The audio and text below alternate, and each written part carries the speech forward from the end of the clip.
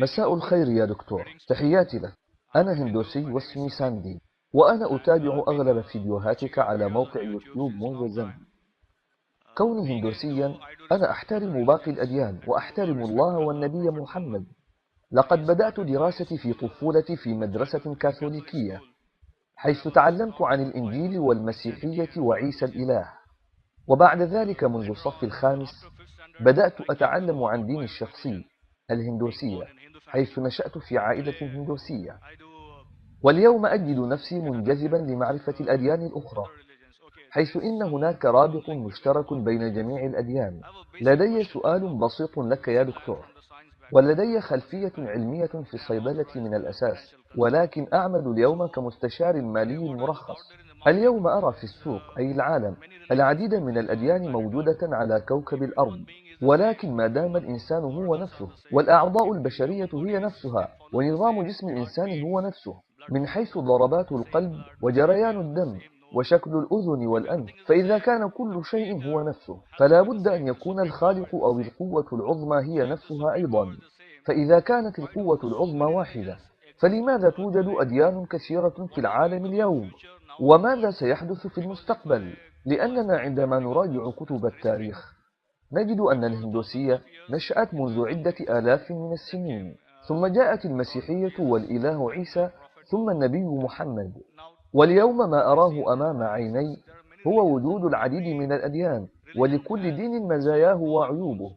ولكوني بشريا فأنا محتار، حيث يجب أن أحترم ديانة الهندوسية، وأيضا لكوني بشريا علي احترام الأديان الأخرى. فما هي الحقيقة النهائية؟ وماذا سيحدث في المستقبل بعد قرون من الآن؟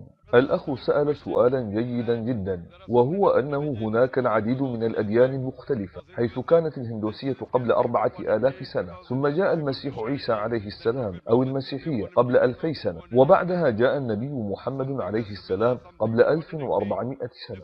بعض الأشياء متشابهة وبعضها متناقضة، وهناك حيرة كبيرة. الخالق واحد وأجسامنا متشابهة، فلا بد أن يكون الإله واحدا، فلما كل هذه الحيرة؟ وهذا سؤال جيد جدا، والرد موجود في القرآن في سورة آل عمران السورة رقم 3 الآية 19: إن الدين عند الله الإسلام، أي إن الدين الوحيد المقبول عند الله هو الإسلام. ومعنى الإسلام هو السلام المتحقق بالتسليم لمشيئة الله، حيث إن الله سبحانه قد أعطى للبشر دينا واحدا فقط.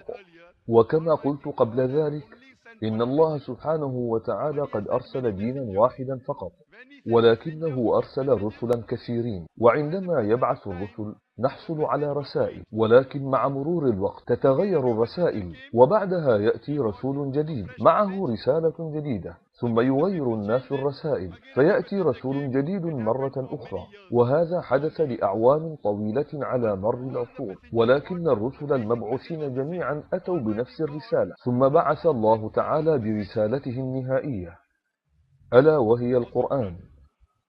وأنت الآن ستسألني هذا السؤال: لماذا أنزل الله القرآن قبل 1400 سنة فقط؟ لماذا لم ينزل القرآن مباشرة؟ لو أنزل القرآن مباشرة لن تكون هناك حيرة.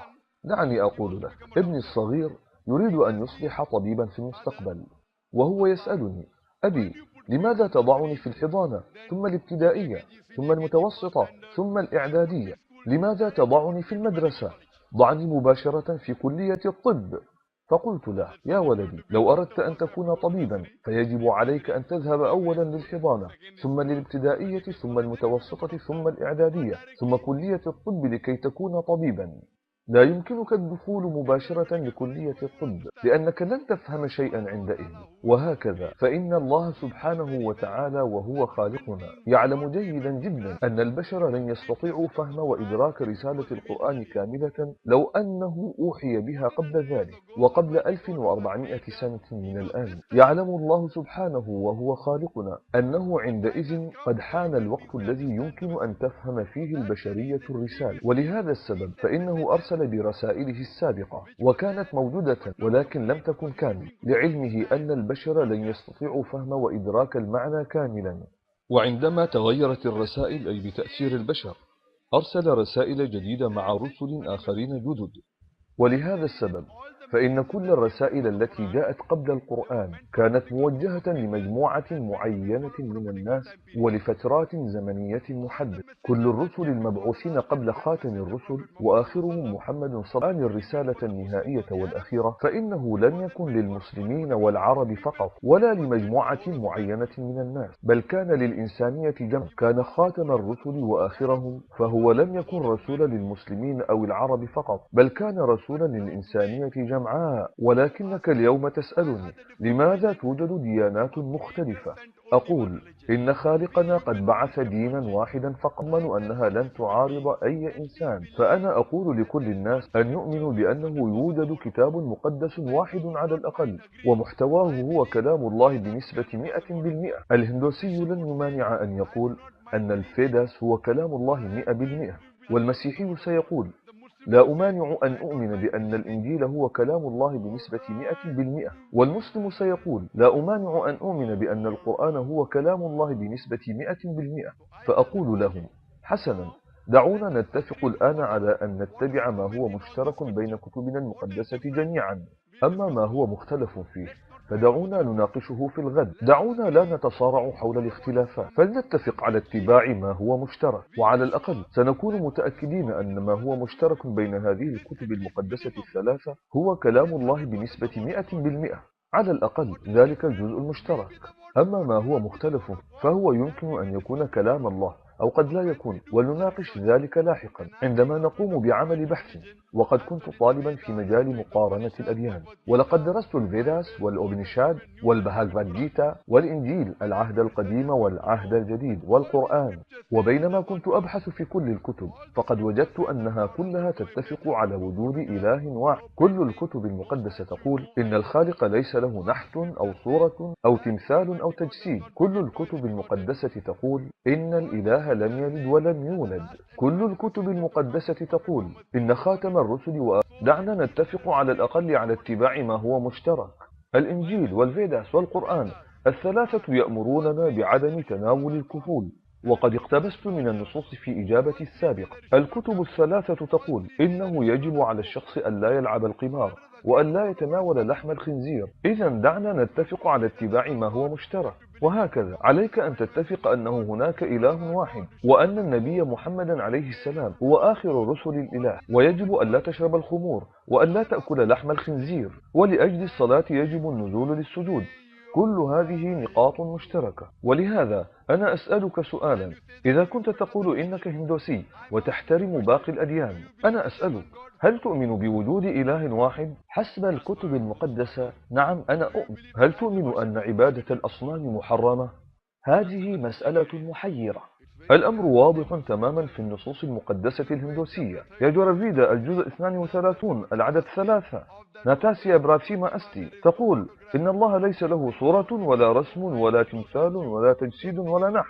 ونفس الشيء مكرر في كتاب الأوبانيشاد الجزء 4 العدد 19. ناتاسيا براثيما أستي ذلك الإله ليست له صورة ولا رسم ولا تمثال ولا تجسيد ولا نحت. إذا ما هو الشيء المحير يا أخي؟ أنا أقصد أن معلوماتي الحالية قليلة جدا كالأطفال. لا، إذا كانت معلوماتك كالأطفال فعندما يتحدث شخص عالم يجب عليك تصديق كلامه. بالتأكيد. إذن فلماذا لا تصدق؟ لا، فكما قلت أنا أحترم النبي محمد. ليس الاحترام، حيث الاحترام شيء والاتباع شيء آخر. عندما تحترم شخصا فيجب عليك أن تتبع هديه. إذن السؤال يذهب بنفس الاتجاه. السؤال الذي سألته لك، إذا كنت شخصا هندوسيا يؤمن بالهندوسية، فعندما أخرج من منزلي ما زال علي أن أتبع زملائي وباقي أفراد المجتمع والبشر كلهم على الأرض. هل هذا واجب؟ فلنفرض أن أفراد المجتمع بدأوا بالسرقة. إذا بدأ باقي البشر بالسرقة هل ستبدأ السرقة أيضا؟ يا أخي، لو بدأ أصدقائك السرقة فهل ستسرق؟ عندها يجب حماية نفسه. هل ستسرق؟ نعم أم لا؟ إذا كان أحد يحاول سرقتي؟ لا، أنت قلت إنه يجب عليك اتباع باقي البشر وأفراد المجتمع. إذا شرع أصحابك الآخرون في السرقة من الناس هل ستسرق الآخرين؟ أنا لا أرى أي فائدة من سرقة الآخرين.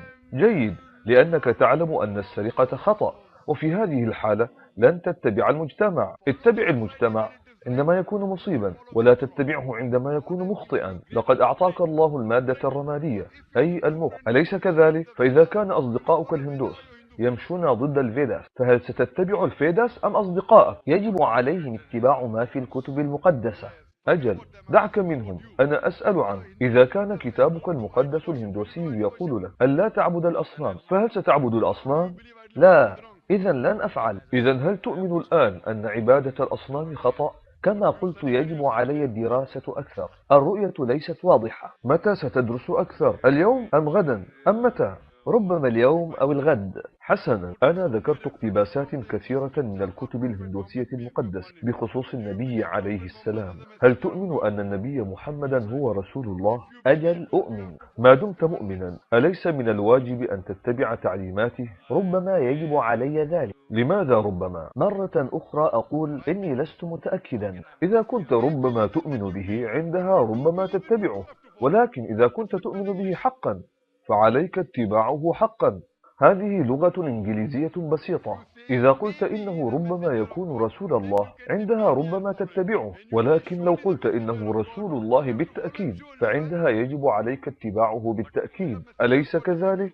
هل يمكن لرسول من الله أن يخدعك؟ ولكن مرة أخرى، هل يجب علي أن أكون مسلما لكي أتبع النبي محمد؟ لا، يجب عليك أن تكون هندوسيا جيدا كذلك. يجب عليك أن تكون هندوسيا جيدا ومسيحيا جيدا أيضا لكي تتبع النبي محمدا صلى الله عليه وسلم. إذا لم تكن هندوسيا جيدا وإذا لم تكن مسيحيا جيدا، فإنك لن تتبع النبي محمدا صلى الله عليه وسلم أبدا، لأن الكتب الهندوسية المقدسة تتحدث عن قدوم النبي محمد صلى الله عليه وسلم في النبوءات. لقد جئت بالاقتباسات كما تعرف، ويمكنني إعادتها إن أردت. هل تريدني أن أعيد ذكر الاقتباسات من الهندوسية المقدسة؟ تتحدث عن النبي محمد صلى الله عليه وسلم، وعن إله واحد، وعن منع شرب الخمر، وعن عدم أكل لحم الخنزير، وعدم لعب القمار.